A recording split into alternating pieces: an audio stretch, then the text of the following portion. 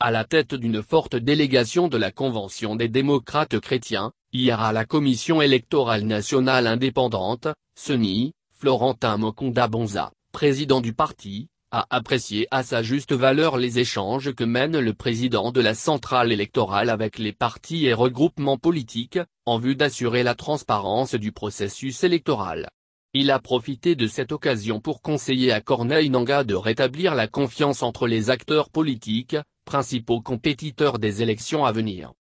Pour Mokonda-Bonza, ces concertations permettent aux acteurs politiques de comprendre exactement toutes les opérations qui s'effectuent. Au travers les explications reçues et la visite effectuée dans la salle des machines et au niveau de serveurs, nous nous sommes rendus compte qu'il y a un grand travail pour maintenir les données et les équipements, a-t-il indiqué. Rétablir la confiance entre acteurs politiques. Le grand problème qui persiste, c'est la confiance. Je l'ai dit au président de la CENI. Il doit tout faire pour rétablir la confiance entre les acteurs politiques. Ceux de l'opposition et de la majorité. Nous de l'opposition, nous ne faisons pas confiance à la majorité parce qu'ils ont prouvé, non seulement par des paroles, mais à plusieurs reprises, à travers leurs faits et gestes, qu'ils n'avaient pas la volonté d'organiser des élections crédibles, déclare le sénateur Mokonda-Bonza. Il a également épinglé le manque de confiance entre la CENI et les acteurs politiques. C'est ainsi qu'il exhorte la CENI à préserver son indépendance vis-à-vis de toutes les parties concurrentes. Elle doit véritablement être au milieu du village parce que quand les élections sont organisées, si les résultats sont contestés, c'est elle qui assume la responsabilité.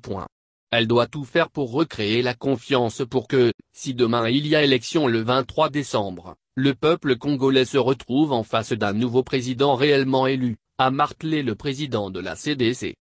Des zones d'ombre le vit. La délégation de la Convention des démocrates chrétiens a bénéficié également des éclaircissements sur plusieurs questions technico-opérationnelles de la machine à voter, telles que sa conformité par rapport à la loi électorale, son autonomie en énergie, sa résistance dans les conditions climatiques difficiles dans l'arrière-pays, l'assistance des personnes avec handicap, etc. Dans sa communication, le président de la CENI a reconnu l'indispensable nécessité des cadres d'échange et de dialogue constructif entre acteurs politiques, avant d'inviter tous les partis politiques à se préparer à une compétition électorale saine.